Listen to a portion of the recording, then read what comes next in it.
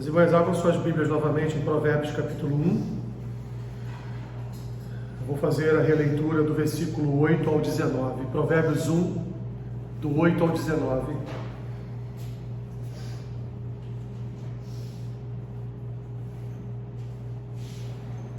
O título proposto aí pela Sociedade Bíblica foi Contra as Seduções dos Pecadores.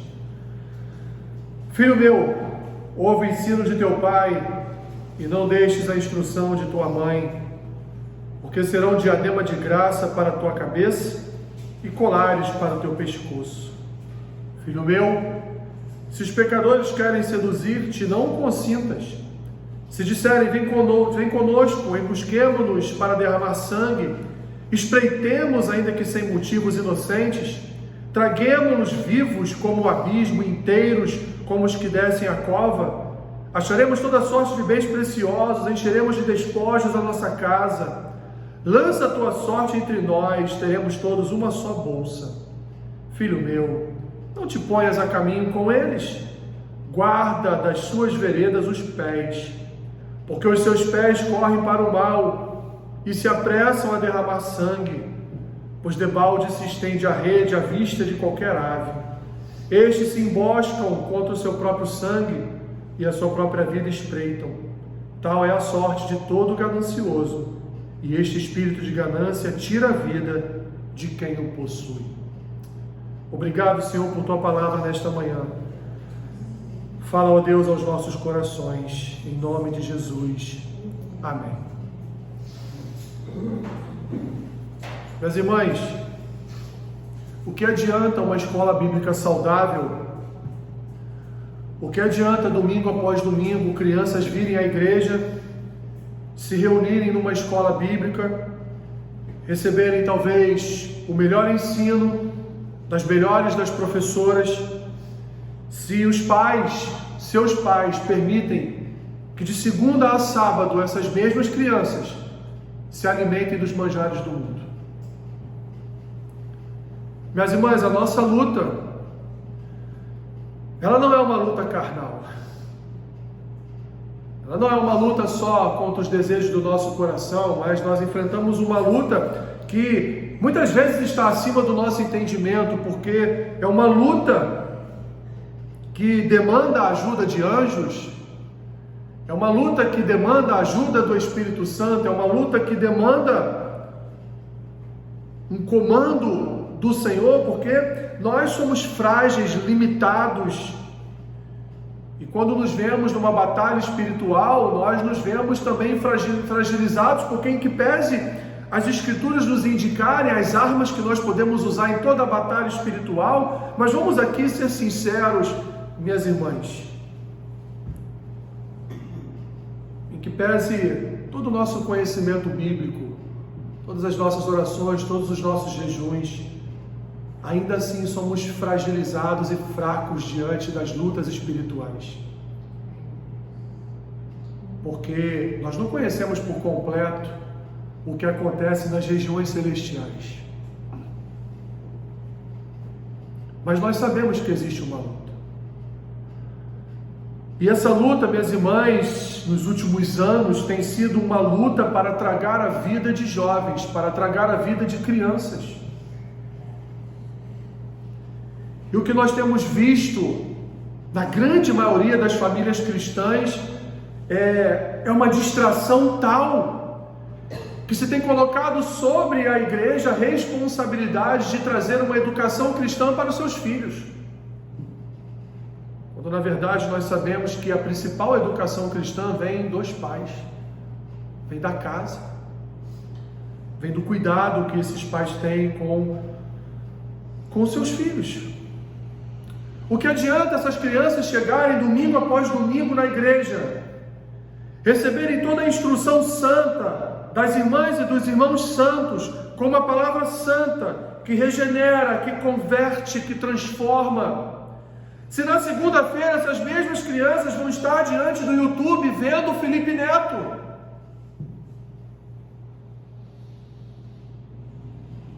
Se essas mesmas crianças vão estar no YouTube assistindo influenciadores infantis, que não tiraram as fraldas, mas acham que podem dar conselhos para outras crianças. E os pais, que lindo! Que lindo esse jovenzinho no púlpito da igreja cantando um louvor e pregando a palavra. Como assim? É uma luta a formação de um pastor. O quanto se estuda, o quanto se ora, o quanto se busca a Deus, para olhar para uma criança de 7 anos de idade e dizer que grande pregador, quando ele não consegue nem mesmo tomar conta ainda do seu próprio coração, porque não tem maturidade para isso. Quando nós olhamos para o livro de Provérbios, minhas irmãs, o que nós estamos vendo aqui, o que nós estamos vendo Salomão fazer é aquilo que toda família cristã deveria fazer. Toda. Salomão é muito claro na sua instrução ao seu filho. Ele diz: ouve o ensino do teu pai, não deixes a instrução da tua mãe. Sabe por quê?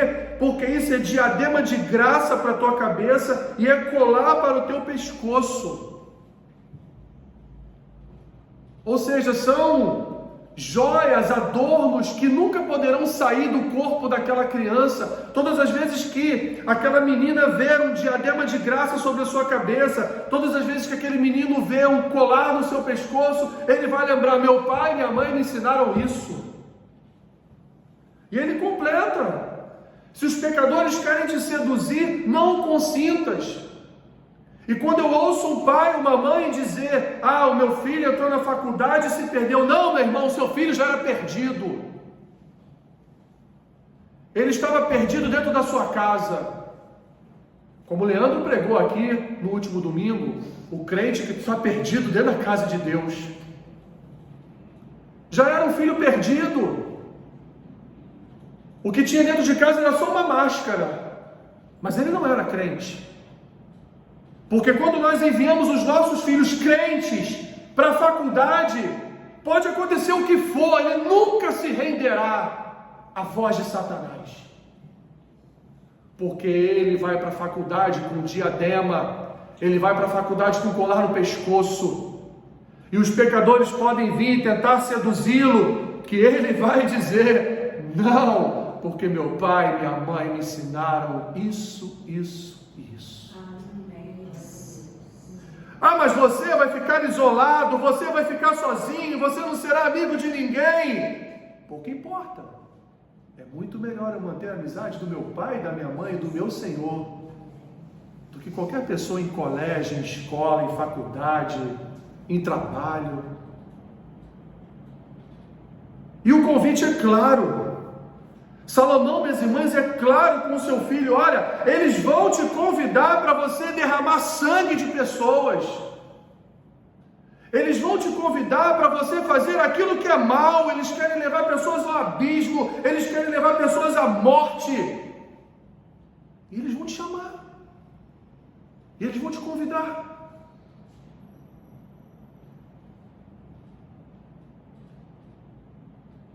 Eles vão te dizer: venha conosco, vamos encher a nossa bolsa de iniquidade. Eu ouvi de um pastor certa vez, não é da nossa denominação, é de outra denominação, que isso é um peso muito grande sobre a vida dos pais. Eu disse para ele: meu irmão, cada pai e cada mãe vai dar conta a Deus do que ele fez com o seu filho. Cada pai e cada mãe vai dar conta do que fez com o seu filho. É terrível mesmo. É triste mesmo. Mas infelizmente também, minhas irmãs, as igrejas também não falam muito a respeito disso. Sobre educação cristã familiar. Muitas igrejas, a grande maioria, eu não posso aqui totalizar, porque eu sei que tem igrejas que cuidam dessa parte, mas a grande maioria das igrejas não fazem reuniões com os pais para ensiná-los a ensinar os seus filhos. Mas eu sei também que tem igrejas que fazem, e alguns pais dizem, meu filho quem educa sou eu que sei como educar. Não se preocupam com o futuro dos seus filhos. Que maravilha seria, minhas irmãs, se todo pai e toda mãe tivesse o cuidado que Salomão teve com seu filho. Não se esqueçam, Salomão é fruto de um adultério de Davi. Salomão foi um homem que teve esposas e concubinas, pecou contra o Senhor, profanou o templo que ele mesmo construiu para o Senhor, fez com que o reino antes unido em torno do nome de Davi, quando Saul morreu, se tornasse agora um reino dividido, porque ele pecou contra o Senhor. Foram os descendentes de Salomão, aliás, o descendente de Salomão, que dividiu o reino. Mesmo com as instruções de Salomão, ainda assim o seu filho dividiu o reino. Mesmo com a instrução de Eli, os seus filhos pecaram contra o Senhor. Mesmo com as instruções de Samuel, os seus filhos pecaram contra o Senhor. Para vermos, minhas irmãs, que a luta é terrível.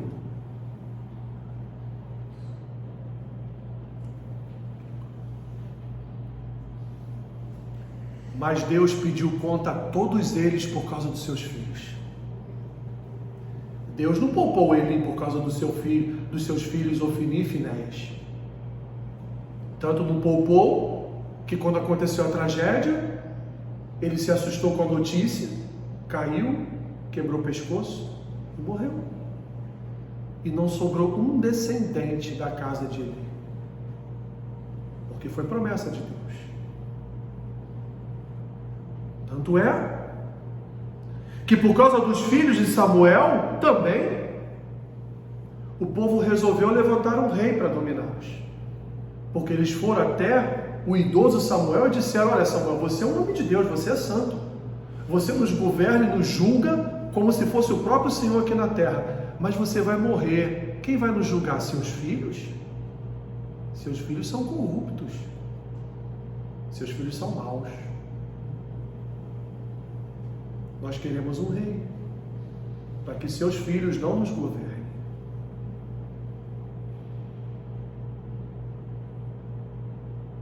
Quem dera, minhas irmãs, que toda a família se preocupasse, como por exemplo um muçulmano se preocupa com seu filho.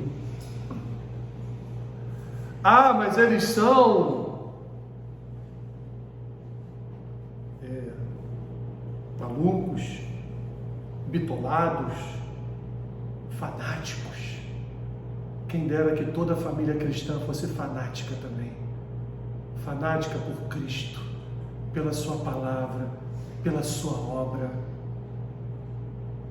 Eu gosto muito das histórias que o pastor Arlindo conta. Dê uma olhadinha para a família do pastor Arlindo. Aquele homem, 2, 3 horas da manhã, acordava a família toda em casa, os filhos com 5 anos de idade, 7 anos de idade, 10 anos de idade, vamos orar. Eles, não pai, a gente está com sono, vamos todo mundo orar agora.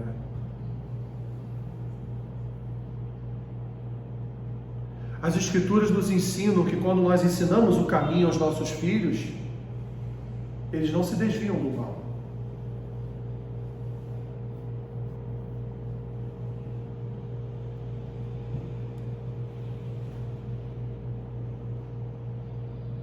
Deus tenha misericórdia de nós, meus irmãos. Graças a Deus, grande parte de nós temos os nossos filhos na igreja. Graças a Deus, grande parte de nós educamos e fizemos a nossa parte, porque nós também não salvamos os nossos filhos. É Deus quem salva. Mas a nossa parte a gente precisa fazer. Precisamos educá-los na fé cristã. Precisamos apresentar a eles o Senhor Jesus. As famílias cristãs precisam apresentar Jesus aos seus filhos. Precisam ler as Escrituras com seus filhos, ensinar seus filhos a se defenderem de toda sorte de filosofia desse mundo, de doutrina desse mundo, da fé deste mundo. Precisamos ensiná-los, para que quando minhas irmãs, as setas vierem, eles estejam bem protegidos. Bem protegidos.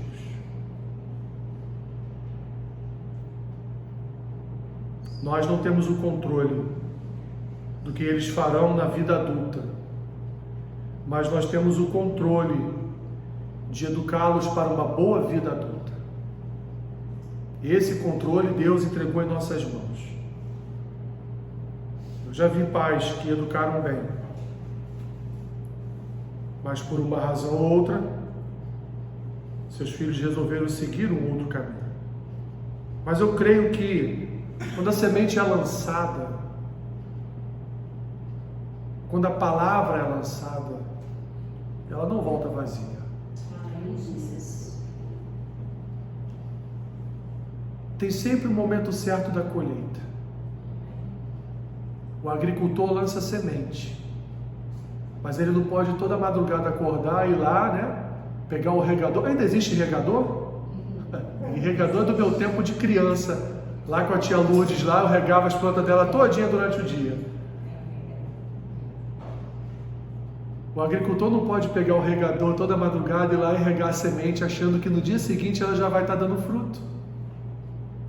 Então a colheita tem o seu tempo. O seu tempo. Nós só precisamos pregar a palavra para eles. Só precisamos pregar as Escrituras para eles. Só precisamos apresentar Jesus e sua salvação a eles, que o resto o Espírito Santo vai fazer. Não no nosso tempo, não quando queremos, mas quando Ele quiser. A hora que Ele determinar, aquela semente vai criar raiz, vai gerar galhos, folhas, frutos, que serão alimentos para outras vidas. É isso que Salomão ensina ao seu filho, minhas irmãs.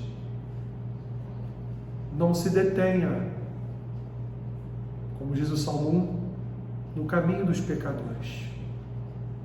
Não se assente à roda dos escarnecedores. A nossa luta é muito grande. Nossas crianças vêm domingo após domingo aqui na igreja, mas de segunda a sábado não sabemos o que acontece com elas. De segunda a sábado elas estão na companhia de pessoas que nós não sabemos quem são, da parte de quem são, e o que estão fazendo durante 6 dias na cabeça delas. Em apenas 1 hora, 1h30, Jesus é apresentado a elas. Mas eu creio que muito maior, aliás, eu creio, é o que a Escritura diz, muito maior é aquele que está em nós. Muito maior é aquele que é apresentado a elas domingo após domingo, do que aquele que está no mundo. Senhor, nos dê graça, Senhor. Sabemos aqui que todos aqui presentes já têm seus filhos crescidos. Algumas já são até avós, daqui a pouco serão até bisavós, mas nós podemos ainda, Pai, nós podemos ainda colaborar para a educação de netos, de bisnetos, nós podemos ainda ajudar novos casais, novas famílias formadas, a instruírem seus filhos na sua palavra, a lançarem as suas sementes no coração dos seus filhos, a guardar os corações dos seus filhos de todo o mal que há neste mundo, de toda a influência maligna que há neste mundo. Não é fácil, Senhor. Sabemos que é difícil, mas o Senhor nos dá estratégias, o Senhor nos ajuda, o Teu Espírito nos dá estratégias para educá-los na Tua palavra. Ajuda-nos, ó Deus, enquanto igreja, a olharmos, Senhor, para este assunto com o devido cuidado que ele merece. Se necessário for, que o Senhor nos dê estratégias para ensinarmos pais a educarem seus filhos na Sua palavra. Antes de pensarem em formarem advogados, médicos, dentistas, funcionários públicos, que eles pensem em formar uma geração que se dobre ao Teu nome, Senhor. Que eles se preocupem em primeiro lugar com o caráter dos seus filhos e não com a profissão. Pois como o Senhor Jesus disse, o que adianta o homem ganhar o mundo inteiro e perder a sua alma? Ó Deus, nos ajude, Senhor. Que essa nossa peregrinação pelo livro de Provérbios possa ser para nós um derramar da Tua graça e um ensino a respeito de como podemos cuidar dos nossos filhos, das nossas casas e ajudar outros a fazerem o mesmo. Em nome de Jesus. Amém.